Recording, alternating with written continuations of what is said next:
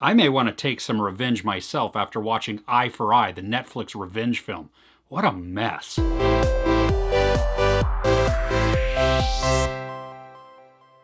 I'm going to do my best to give this a quick synopsis. An aging drug lord is moved into a care facility. There he encounters a nurse with whom he has a shared past. That male nurse is also mad and looking for some revenge. Then you also have the drug lord who has two sons who are trying to make it on their own, but they fall into trouble without their father's help to back them up. Now there's some really good tension that builds up in the last half of the film.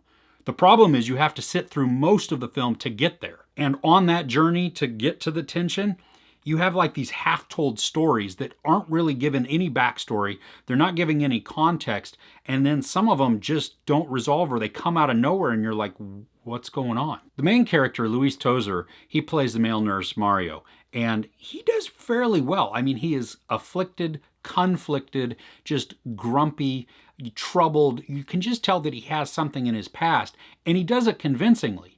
And we get little glimpses, like really flashes of just a flashback of some kind of scene that's going on, but we don't know what that is. And it really does take about 50 minutes into the movie before that's even start to be revealed. And so we get a little glimpse now of, okay, this is the context for what he's seeing and why he's beginning to do his actions. Now, I'm sure the story thinks that it has a lot of good twists and turns built in, or some misdirection, or even just, these plot twists where like, ooh, the problem is we don't have any context. I found myself wondering if I really did miss a large portion of dialogue or of the plot. I literally restarted it and watched the first 45 minutes again because I was sure I missed something. No, I didn't, and that's a big problem. So if you turn off your brain that has to have context, then you might be okay with this film. There are some answers that do come towards the end, but again, you have to sit through all the crap to get there. Now the ending, while very predictable, did have some good suspense and tension built into it. It made me a bit anxious, even though I was sure I knew what was about to happen. Now the sons of the drug lord, I get why they're in this, because there's a moment that has to be set up for the climax to happen. But other than that, I mean, they're just cartoon characters. It's so weird that they're bravado, they're over dramatized, they're just larger than life. And again, we have no context for this. You get the sense that they're idiots trying to prove themselves to their father, who has zero confidence in what they can do, and yet they're going to go ahead and do it anyway. But then they prove their dad right because they are morons and they can't do anything right.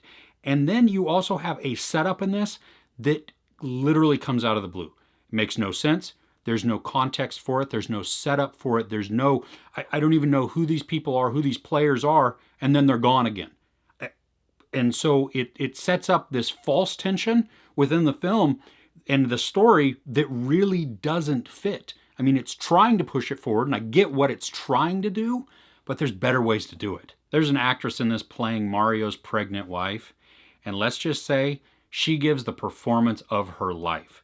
I do not believe she was acting for one bit. Now, this isn't the worst thing I've seen on Netflix, not even close. The ramping up of the unease and the suspense towards the end of the film help redeem it just a tiny bit. But honestly, there are a lot better things to watch than this. There's no sex, graphic nudity, a lot of profanity, and some gory violence. I give Eye for an Eye 2 out of 5 couches.